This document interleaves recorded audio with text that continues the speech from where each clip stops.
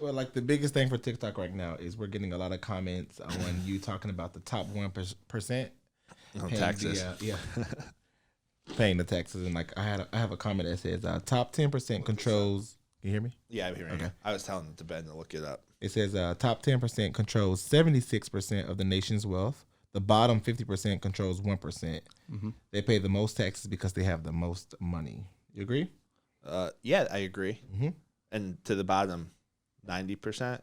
1%. So the bottom, hold on. Controls. So the top 10% controls 76% of the money. Yep. And the bottom 90% controls what? Or the bottom 50%? Controls just 1%.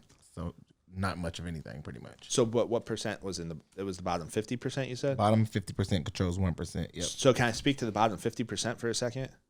Go ahead. Get your money up. Get your money up. Here's the deal.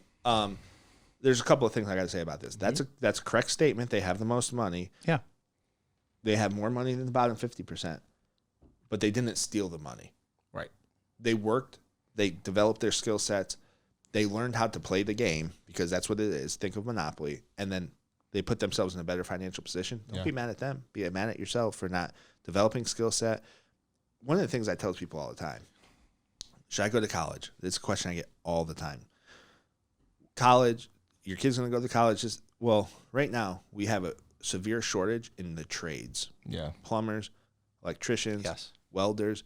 You can literally at 24 years old start making $100,000 a year doing a trade.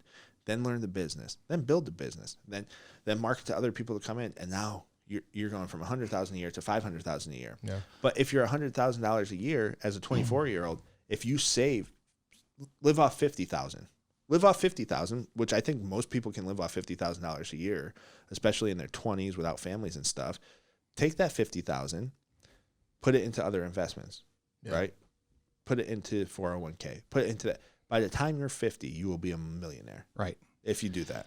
I mean, it grows. I mean, and you say that but 39% is owned by the top 1%. Also, 39% of what? Of all federally reported assets, right? Is controlled by the top 1%. Mm-hmm. So then the other, what was that? Another 30% or so by the next 9%. So, but that kind of shows that money grows exponentially. I mean, there's a saying that you have to have money to make money. That's not exactly true, but it's true to an extent. Yeah, that's pretty true. Where it's not true, and that kind of brings into exactly what we can do, like what we do and why we do this. Like we have clients that recorded on a home today. I'm not going to, but they're in we should get into that story, but they're in their very early 20s, buying their first home as a primary residence. What they're planning on doing is living there for a couple of years, work on the property. They're house hacking.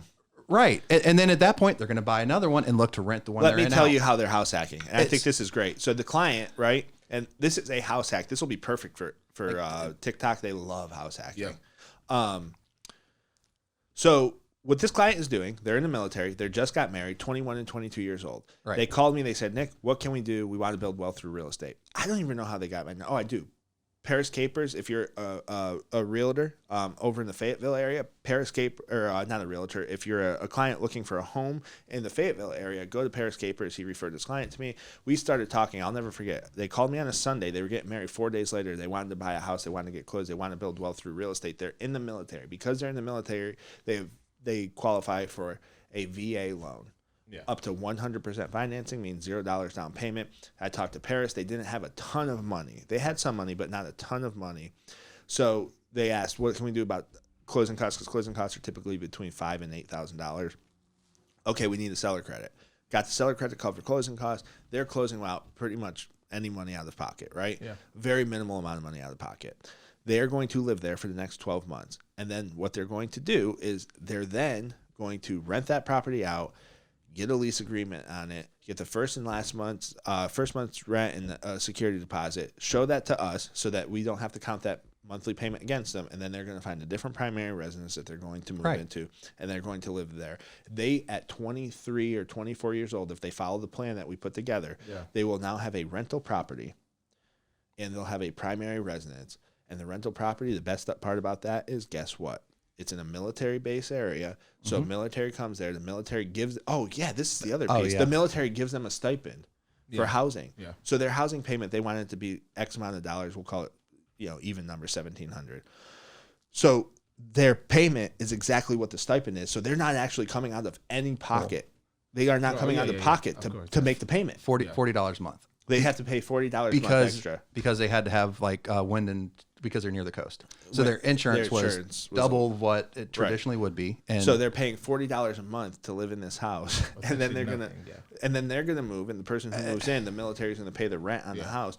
So this house is going to continue to gain appreciation in this area. And the principal is going to continue to be paid down. And in a year from now, they'll be in another one, and they'll live there probably for a year or two, and then they'll go to another one.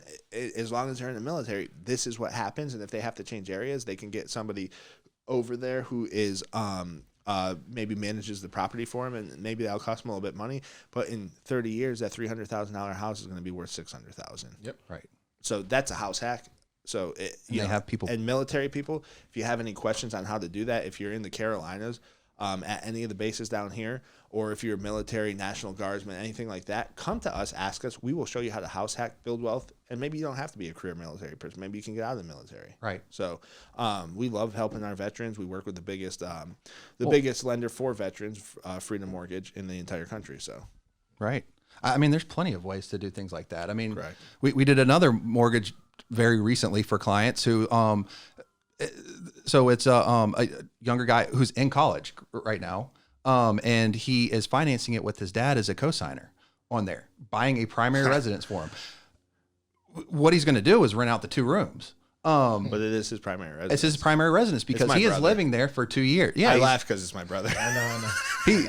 But no, I'm serious. He's living there for the next 2 years. And then guess what's going to happen after that? They have the perfect rental property. Right. It's called a kiddie condo. And it is, I mean, it's What's it called? It's called a kiddie condo. Is that like a real thing? Yeah, it is. Like a kiddie cone? So a lot of people, no, I mean, a lot of people don't allow it, but I mean, we have lender partners that do. But I mean, it is a great idea. That's an actual name? I did not know that. Yeah, it is.